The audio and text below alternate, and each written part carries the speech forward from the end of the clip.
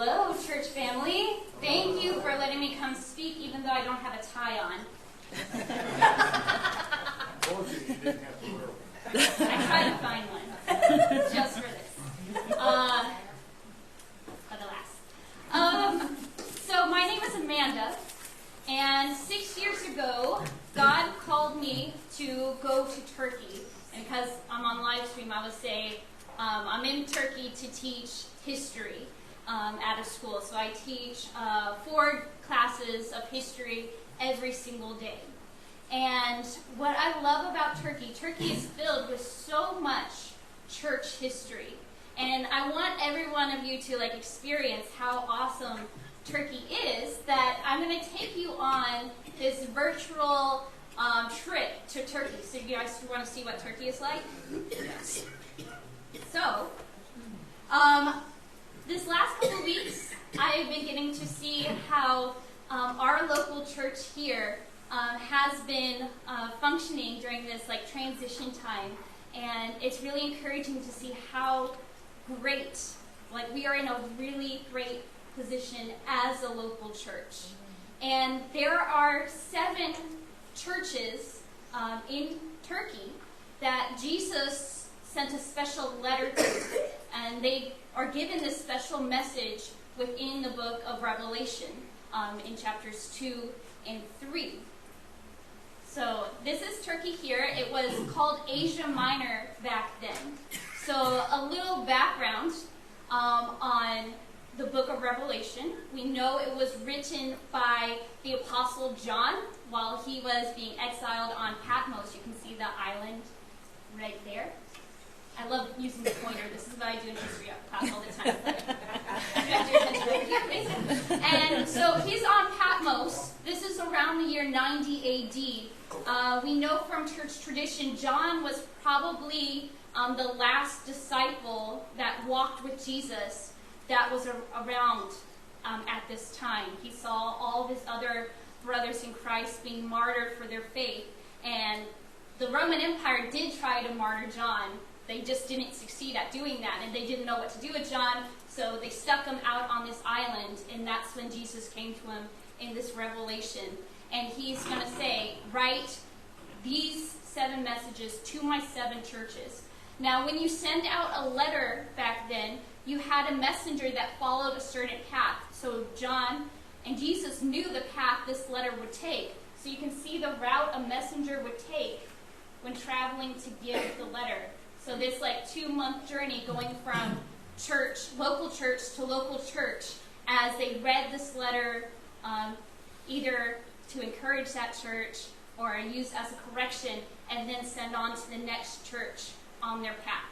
So you guys are going to go on this journey through this letter that is taken from church to church. We're going to start in number 2. We're going to leave number 1, Ephesus, for last. That's a big finale. But the airport, which you guys will fly into, is a city called Izmir. And we are going to visit the first church of Smyrna here. Now, Smyrna still exists today in the city of Izmir. It's the only one of the 7 churches that still exists today. You can still see its name in its modern name now, the Mir, Izmir, Smyrna. It got its name from what it produced in that city. It was a local port city, but it was known for making myrrh. So you hear that in the name, Smyrna. So the ointment that you rub on a corpse after the body is buried, a lot of that came from Smyrna. Maybe even the gift Jesus received as a child, the gift of myrrh, could have even came from this port city of Smyrna. So in the letter to Smyrna, Jesus writes, "These are the words to the one who is the first and the last, who died and came back to life." So these are the words of Jesus, but the church of Smyrna had a special connection to that, because about 50 years before this letter was written, there was a horrible siege on Smyrna that the entire city was destroyed. So everyone thought, that's it. There's going to be no more Smyrna anymore. But they rebuilt. So Smyrna had this reputation it came back to life. And it still exists today. So when I pick you up from the airport, you're arriving in Izmir today.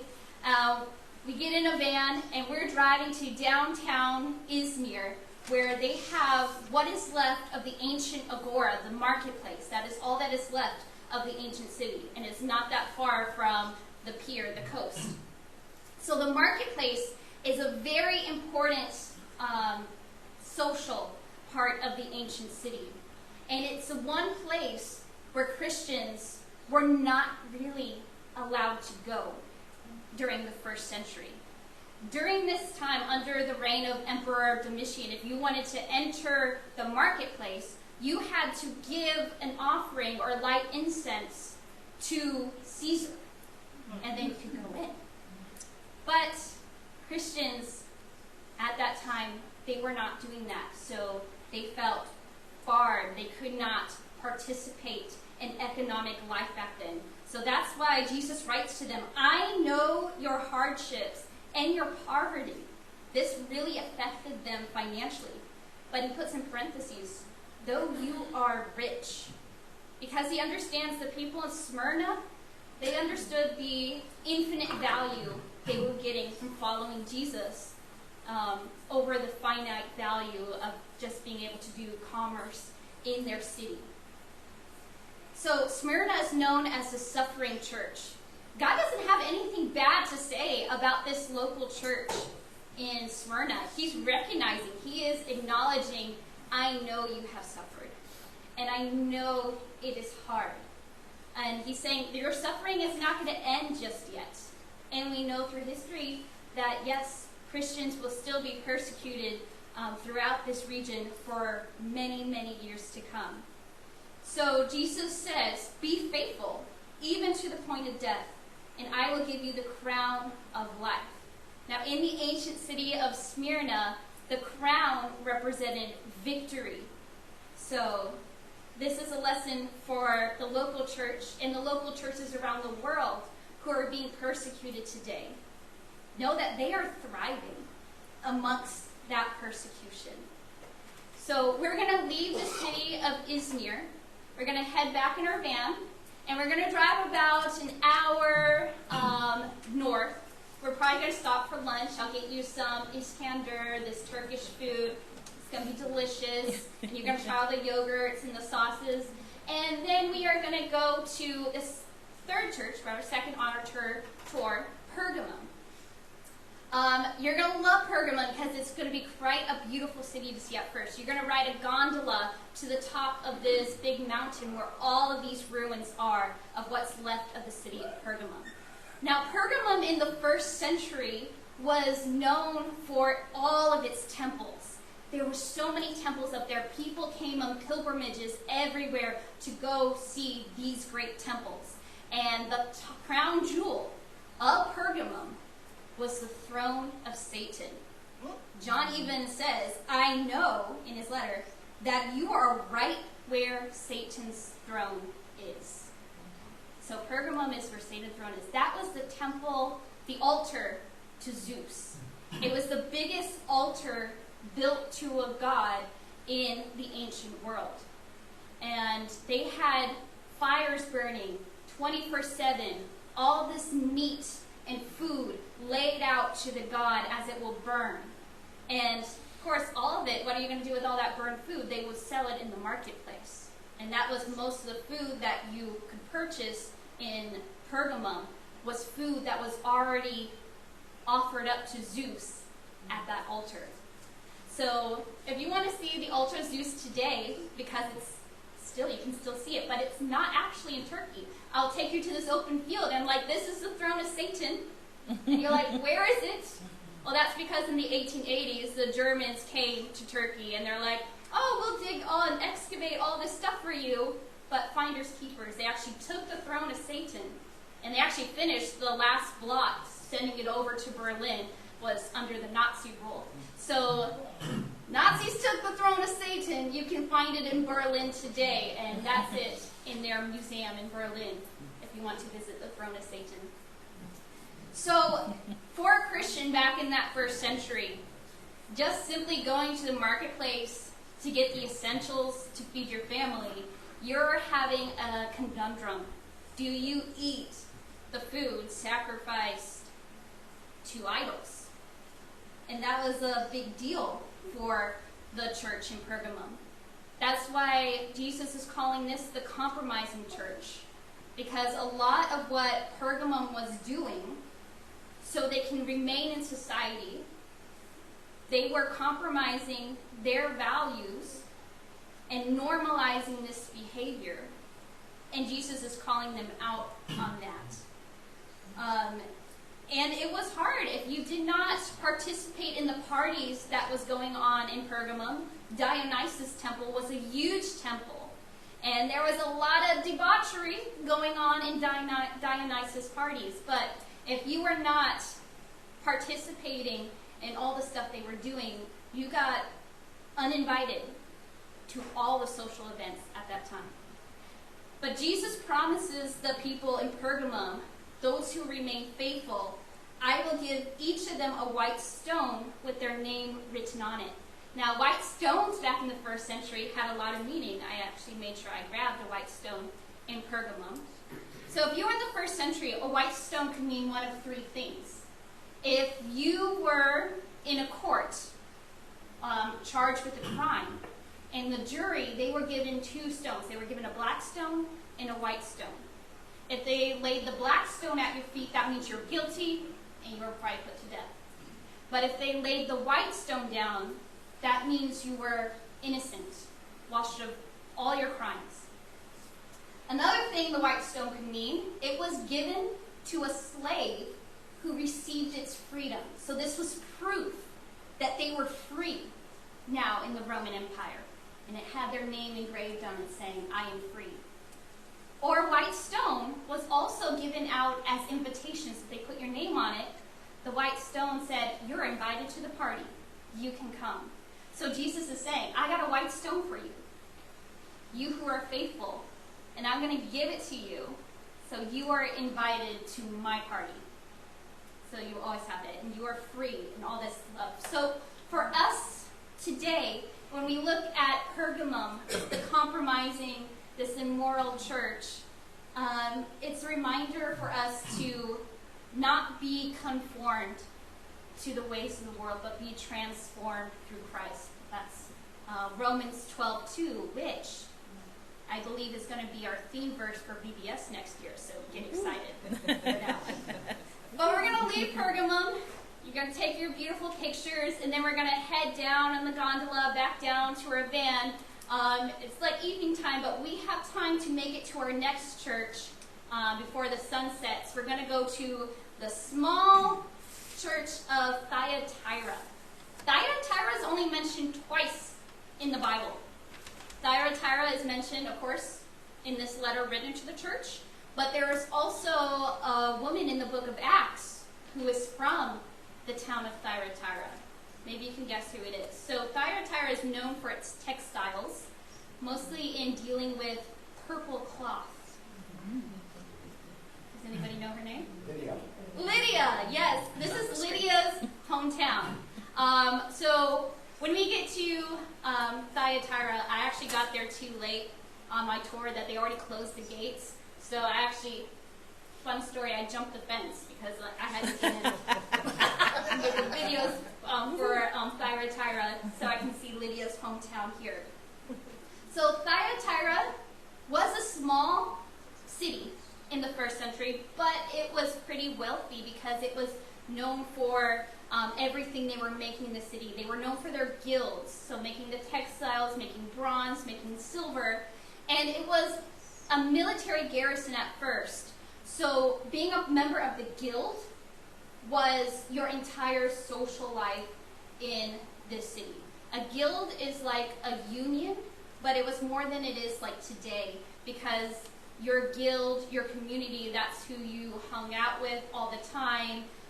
That's where you spent all your time together, is with your guild, your workplace. So your co-workers, they are your family. You are known as the bronze people. You are known as the textile people. So in Thyatira, each guild had a god or goddesses that they will pray to. Usually it was Apollo, the sun god. So he was known as the son of Zeus. He was known as the son of God in Thyatira. So Christians in Thyatira, they had a hard time having a community around them, because if they chose not to go to the temple with the rest of the guild, they were kicked out of the guild, which means they were kicked out of their job. They got fired. So they lost their entire livelihood in this city. God also has another warning for this church, because there was somebody in this church, Jesus calls her Jezebel, like there's someone who has false doctrine that is being spoken in this church.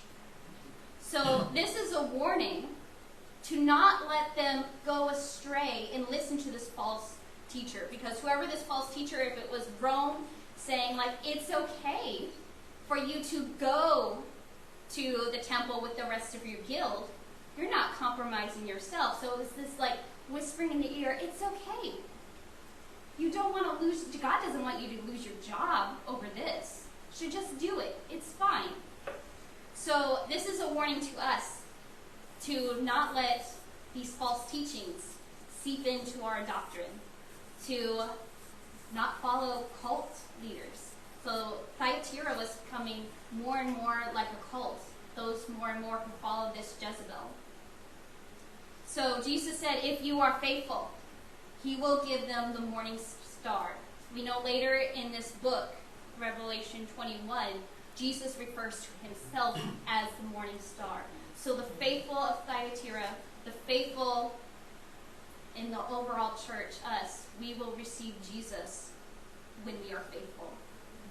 So we did 3 church in one day. This is going to be like a 4-day tour. So we're going to stop at a hotel. You're going to see like a Turkish hotel, what it's like. But then we will get up early the next morning to go to our next church, which is Sardis. Now Sardis is a really cool church. You're going to love it when you first see it. It's not as big as like Ephesus, but it's got its own field, and the ruins are so big and so well preserved. You'll be like, this is awesome. And then you're going to look, what was it like for a Christian in Sardis? And you're going to be thinking, wow, this is actually a really nice place to live for a Christian, because you're going to see the marketplace. Wow, there's a cross right on this merchant's stall. Wow, this Christian was welcomed into their society. We go into the synagogue, their temple, and you're going to see this ichthys, this Jesus fish, right in the opening. Like before you get into the sanctuary, there's the Jesus fish there. This supposed secret symbol that Christians use like as a place, like this is a safe place. But here it is, out in the open. Wow, it must be so nice to live in Sardis. But Sardis is actually the only one of the 7 churches. Jesus doesn't have a single nice thing to say about this church. This church is known as the dead church. Jesus says, you have a reputation of being alive, but you are in fact dead. And the more I read this letter, the more scary it is to think of how this looks like the church in America sometimes. That it's okay to be a Christian. You can be a Christian, but it doesn't matter what the other people around you are doing. You live your truth, I live my truth, and we'll all just get along. And that's how it was in Sardis. Because in the first century, in the Roman Empire, it was not illegal to be a Christian. We think like, of course it was. These Christians were being thrown to lions all the time, but not in the first century. The Roman Empire was very they like to brag about how tolerant they were. They go to these other nations and they conquer them, but they say, we bring roads, we build them aqueducts, and we let you live your life, worship the God you want. That's how the Roman Empire operated. But what the Roman Empire did not like was how this new sect of Judaism, these Christians, how they only worshipped Jesus. It's like, what do you mean, only Jesus? Why don't you go to Caesar's temple too? Or Zeus? Why is it only Jesus? They did not like how exclusive these Christians were. So in Sardis, they learned how to live the Roman Empire way. They had Jesus, but they had everyone else too. That they even had their Christian symbol in the Jewish synagogue. In this Jewish synagogue, if you look at the altar that I have here, you will see there's a Roman lion right next to the altar. And on the other side, there's actually an eagle, which represents Zeus. So they had these pagan imagery right on their altar where they worship God. And right next door, I'm kidding, just right next door was a Roman gymnasium. And if you know your history, there was not a lot of good stuff that was happening in a Roman gymnasium, and that was just right next door to the Jewish synagogue there. So, when we think about our church in America and how we are just being tolerant of all those around us, God, who has nothing good to say about this church, that maybe it was safe for them to live at the time. They were not getting laughed at, they were not getting beaten, but they were not living out their faith. But he said those in Sardis who remain faithful, those who emerge victorious, they will wear white clothing in my kingdom. Sardis was known for making, the typical Roman togas you think about when you think about Rome. Those white toga. They made them in Sardis. He's saying right now, your clothing is not white. No, because you are dead. So he's saying, but if you remain faithful, you will wear those white clothing there.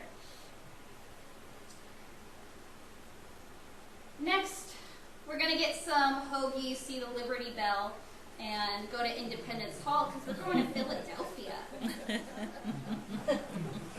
Philadelphia is the faithful church. It is a very, very small local church from a very small city that has been overlooked by the Roman Empire time and time again. And can you imagine the people in Philadelphia, this small local church, when they got a letter from Jesus? And Jesus just praises their faithfulness the entire time. Thyatira, their business back then was growing vineyards. And they were doing okay until the emperor, Domitian, said, I don't like your vineyards because you are competing with the vineyards in Rome. So you got to burn them down. So Philadelphia had to burn down their vineyards because they were competing with Rome. And so they had an earthquake just shortly before this letter was written. They did not get any help from Rome. So they are neglected. But they were still so strong faithfully. Jesus writes, you are used to, no one will shut the door. Whatever he opens, no one will shut. Whatever he shuts, no one opens. So the people of Philadelphia, they were used to having the door slammed in their face. But Jesus is presenting them with an open door. He's praising them. You have never denied my name. You have kept my command. You have endured. You need to hold on. And those who remain victorious, emerge victorious, they will be pillars in my kingdom. When they built temples to, back in this day, they will always write a name on a pillar that says, this person contributed, built money, gave money, so this altar could be built. And you will see it for all times. You can still see inscriptions in these ruins of people who gave money for this temple or whatever to be built. God is saying that Philadelphia, your name is going to be written on a pillar in the kingdom of God. And what is really cool about Philadelphia, that this church was the last of the 7 churches to fall. It remained a church for another 1,200 years. This church was sending out missionaries, and they were planting churches all the way in India, way back when. looking with Teresa, we were going through, while she was telling about reading the records of the people who started Memorial back in the 1966, you said, and those who were praying for this church, and see all the generations that has come through, that all these faithful people who believed in this church sending people out. So seeing Philadelphia, I don't know, I'm kind of reminded of Memorial and how faithful it has been throughout the generations. And that maybe 1,000 years from now, 1,000 years, maybe there will still be a church here sending people out and being that faithful church. We know Philadelphia remained till the Crusades, when they were surrounded by the Turks, and they were faithful to the very end. The story goes that the Christians, they were slaughtered within their own church, within the sanctuary. So that is the story of Philadelphia. And then we're going to move on. We're actually going to spend an entire day at our next church of Laodicea. Now, when I went to Laodicea, this was the first of the 7 churches I actually went to. I had an epiphany moment, because when I got there, it wasn't until I stood in Laodicea that I had the, oh, I get it moment. That's my favorite moment when I'm teaching in a classroom and a student goes, oh, I get it. And that's what it's like at Laodicea, because there's so many times I heard sermons like, hey, don't be lukewarm. You got to be hot for Jesus. Have you heard that before? Don't be lukewarm. And I'm like, yeah, but what does it say? Like, I wish you were cold. What does it mean to be cold for Jesus? Does anybody know? We're trying to read this letter in the 21st century and trying to make sense of it. But the people of Laodicea, they knew exactly what John and Jesus were saying when they wrote this letter. And it becomes obvious when you go there. Laodicea is part of a tri-state metropolis. So there's 3 big cities on either side of Laodicea. The first one is Hierapolis. Hierapolis is known as like a Turkish destination site. You can see it looks like glaciers, this white, it looks like ice, but those are hot tubs. This is hot water that's coming out of the ground. And during the 1st century, people came from all over the Roman Empire to go to Hierapolis, which is known now as Pamukkale, which is Cotton Castle. That's what it translates to. And in Pamukkale, they go, they bathe in the waters, they're nice and hot, and they believed it had healing powers, which has some truth. We know hot water is very therapeutic, so they believed in this healing water when they went to Hierapolis. And there, we're going to explore the city above. This is actually the city where Philip from the Bible was martyred, so we can visit his grave. I don't know which Philip. It could be Philip the disciple. It could be Philip the evangelist who met the Ethiopian. History really doesn't know, but a Philip died up there. And so, and you can actually bring your swimsuits. You can swim in these waters. It is very nice. And then we're going to go to the other side of Laodicea. There's some hills. And it is the city of Colossae, which you might know from the letter to the Colossians was written to that church. Now, there's nothing really left of the city. I actually had to add this to my tour. It's like, I want to see this place. All there is, there's a sign on the road saying, this is Colossae. Here it is. There was a little hill. I took my group up there. It's like, let's read through the book of Colossians. And we hiked a little more until we found what I was looking for, the water. There's a waterfall there. You touch the water, guess what temperature it was? It's cold. Cold water. So you have, if you look at this map, Colossae, Hierapolis, Laodicea, all the water is flowing from here to there. And by the time it gets to Laodicea, guess what temperature it is? It's lukewarm. So, Jesus says, I know your works. You are neither cold nor hot. So because you are lukewarm and neither hot nor cold, I am about to spit you out of my mouth. In another translation, I will vomit you out of my mouth. because the water in Laodicea was so bad, it would cause you to vomit. In Laodicea, they raised sheep. So all that sheep excrements went in the water too. It was not good to drink. So God is using this illustration of the water that the people in Laodicea definitely understood back in the day. Laodicea was a very rich town, and they were very independent. They're like, we don't need help. Even though Rome offered to help Laodicea after an earthquake, they're like, we don't need Rome's help. We got this. We are so good on our own. But Laodicea, being rejected the help, they were becoming very complicit during their times of abundance. Jesus saying, you are saying, I am rich, I've grown wealthy, I don't need a thing. You don't realize that you are miserable, pathetic, poor, blind. God doesn't have a single nice thing to say about Laodicea.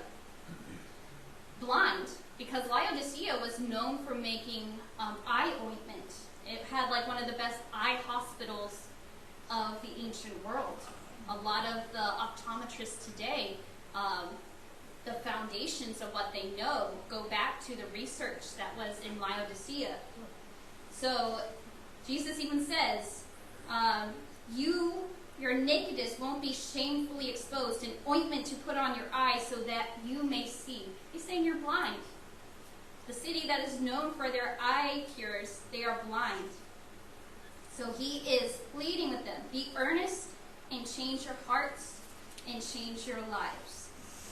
So this is a message to us that we should not be complicit. Even though it looks like we're doing good, it looks like times are good, we are getting by, we have enough money, we have what we need, but we are being lukewarm. We are not producing fruit. We don't have the good, hot, healing water like they do in Hierapolis. We don't have the cold, refreshing water like they do in Colossae. Our water is tainted. It's lukewarm and has all this sheepdom in it. Nasty stuff. Now we're going to move to the grand finale. Oh, Jesus says, hey, if you're faithful, you get to have dinner with me, which is a cool perk. Grand finale is the city of Ephesus, where the book of Ephesians was written to. So Ephesus was John, who is writing, getting this revelation from Jesus. This was the city that he was sent out, and he's been preaching to for years and years and years. He probably took Mother Mary, Jesus on the cross, gave John the Apostle the task of caring for his mother. So there's even a site in Ephesus. They said this is might have been where Mary used to live while they were there. So Ephesus, about half of the New Testament, was either written from Ephesus or being written to Ephesus, somebody in Ephesus. We know Timothy was the first bishop of Ephesus. So it was either being written or written from Ephesus. This is a very important city. This city is known as the lampstand. This is the city on a hill, the shining beacon of the Christian church, where they are being sent out to spread the gospel story from Ephesus. But Ephesus is also a very, very dark city. This is the big city of the Roman Empire. This is the city where they have the temple to Artemis. When we read Acts chapter 16, where they're saying, great is Artemis, and they're about to kill two of Paul's disciples. They are about to be martyred in the great theater there in Ephesus, because they are so passionate. They love their goddess of Artemis. So being a Christian in Ephesus is dangerous. Being a Christian, though, they have been faithful. The good works they're doing in Ephesus, God is praising them. He says, I know your works, your labor and your endurance, and you do not put up with those who are evil. Ephesus is doing a great job. They know what to do. They know the task. They are getting it done. There's also a lot of warning to do in Ephesus with the Emperor Domitian there. The Emperor Domitian in Ephesus, he made, if you want to enter the marketplace in Ephesus, you need to have a mark, his mark, on your wrist, on your forehead. That might sound familiar to other stuff you read in Revelation, that if you want to enter the marketplace, you need that mark from the emperor. And the people of Ephesus, they had a nickname for this emperor. They called him the Beast. Domitian had a son, an infant son. He died shortly after he was born. But Domitian, in his grief, he wanted to deify his son who died. So he put an image of his baby son on the back of a coin, and he had 7 stars surrounding his son, making his son to be a god, the Son of God who has rule and authority in the kingdom. This is where a lot of that imagery in Revelation comes in. And that's what they used to trade this coin with the son of the emperor on it, who has all authority. But even though Ephesus, the church there, they're doing all the good works, good stuff, but I have this against you. You have let go of the love you had at first. They forgot their love they had for Jesus. So they might have lost their passion. You know, you have good works, but you don't have heart. Those works are nothing. So Jesus is warning them, I'm going to remove my lampstand from you, Ephesus. You were the example city. You were the example local church. But it's not going to be like that anymore. And God does take his lampstand out of Turkey. Turkey is no longer the Christian, where the Christian church was thriving and growing like we know in the first century. Today in Turkey, it's 0.009% evangelical Christian today. And it's really hard for Christians in Turkey to be able to live openly in their community without facing persecution, losing their job like they did in Thyatira, not being invited to parties like they were in Pergamum. But like we saw with a lot of these churches, they faced earthquakes. And there was an earthquake that hit Turkey just this last February. And it actually hit around in Antakya, which Antakya today, but it's where the church of Antioch used to be. So the sending church where Paul was sent out as the first missionary, their air region just had a huge earthquake, and it was devastating. But so many Christians have come to help them rebuild. And Turkey, which was so closed off to hearing about Jesus, people are starting to ask more questions, be able to listen, and they are hearing the gospel story. They are hearing the story of how God loves them. He has not given up on them. And that they're thinking, maybe what I believe about Allah or Muhammad, maybe that's not true. And they're starting to hear the story of Jesus for the first time. They're opening and they're listening. So we are seeing transformation. We've seen it with other disasters that happen around the world, like in Indonesia after a tsunami, that all of a sudden there's a fire, there's sparks that are flying in this region. And I ask you earnestly to pray for Turkey at this time as people are searching. They're searching for a better reason than the one they've been given their whole lives. And so we are praying that seeds will be planted in this region. The praise band is going to come up. They're going to sing the Revelation song from the book we've been reading out of. But I am going to pray for us, this local church here. And if we look at our last slide, I always in my history class end with like a reflection for you to think about. You don't have to say it out loud, but what are the things the Lord might commend about Memorial Baptist Church here in Sterling Heights? What might he condemn about this church? What would our letter sound like?